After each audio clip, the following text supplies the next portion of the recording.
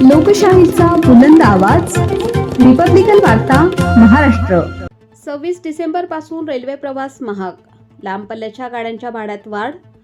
भारतीय रेल्वेने भाडे रचनेत सुधारणा करण्याचा निर्णय घेतला असून 26 डिसेंबर पासून लांब पल्ल्याच्या रेल्वे प्रवासाचे भाडे वाढणार आहे. या निर्णयाचा परिणाम सामान्य, स्लीपर, मेल एक्सप्रेस तसेच एसी व नॉन एसी प्रवाशांवर होणार आहे. मात्र 215 किलोमीटरपर्यंत प्रवास करणाऱ्या सामान्य श्रेणीतील प्रवाशांना भाडेवाढ लागू होणार नाही, असे रेल्वे मंत्रालयाने स्पष्ट केले आहे. रेल्वेच्या नव्या निर्णयानुसार मेल एक्सप्रेस आणि नॉन एसी गाड्यांसाठी प्रति किलोमीटर 2 पैशांची भाडेवाढ करण्यात आली आहे. त्यामुळे 500 किलोमीटर प्रवासासाठी प्रवाशांना 10 रुपये अधिक मोजावे लागणार आहेत. सामान्य गाड्यांमध्ये 215 किलोमीटरपेक्षा जास्त प्रवासी प्रति किलोमीटर 1 पैसा अधिक आकारला जाणार आहे.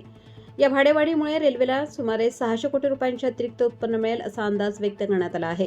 सध्या रेल्वेवर मोठा आर्थिक भार असून 2024-2025 या वर्षातील परिचालन खर्च 2,63,000 कोटी रुपये, श्रमिकांवर 1,15,000 कोटी रुपये तर पेन्शनवर सुमारे 60,000 कोटी रुपये खर्च होत असल्याचे रेल्वे मंत्रालयाकडून सांगण्यात आले आहे. दरम्यान उपनगरीय लोकल गाड्यांच्या तिकिटामध्ये आणि मासिक पासच्या दरांमध्ये कोणतीही वाढ करण्यात आलेली नाही. त्यामुळे मुंबई, दिल्ली, कोलकाता आणि चेन्नईसारख्या महानगरातील लाखो लोकल प्रवाशांना दिलासा मिळाला आहे.